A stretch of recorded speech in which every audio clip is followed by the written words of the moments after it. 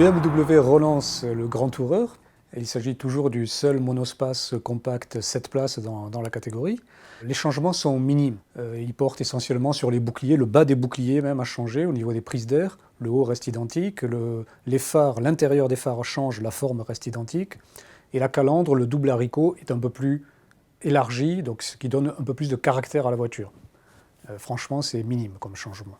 À l'intérieur, à part de nouvelles saleries, un nouvel éclairage du bloc instrumentation, là aussi on retrouve la même ambiance, toujours très soigné, chic, mais pas de bouleversement non plus dans le mobilier à l'intérieur.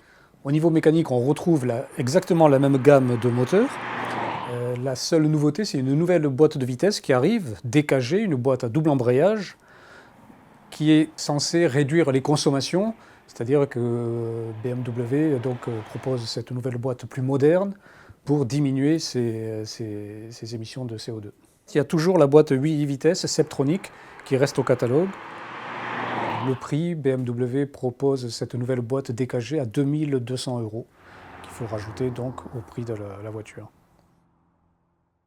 Le Grand Tourer reste le seul monospace 7 places dans la catégorie Premium. Il y a Mercedes avec le classe B, mais qui n'existe pas en 7 places.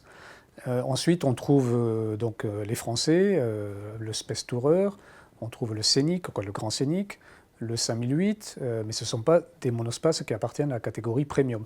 Le Volkswagen Touran n'est pas vraiment un Premium non plus, même si effectivement il est très chic, bien équipé.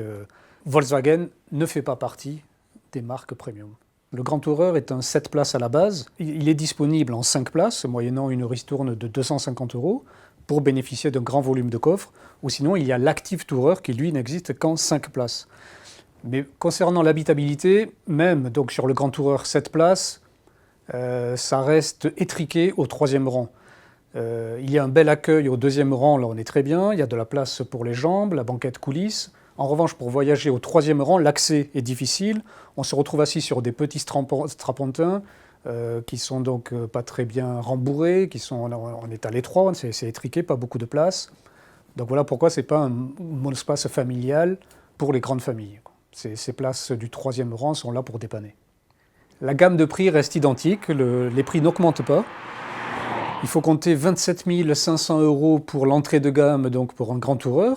Notre version d'essai, le 218i en finition sport, une version milieu de gamme, avec la boîte DKG, la nouvelle boîte double embrayage, coûte 39 000 €.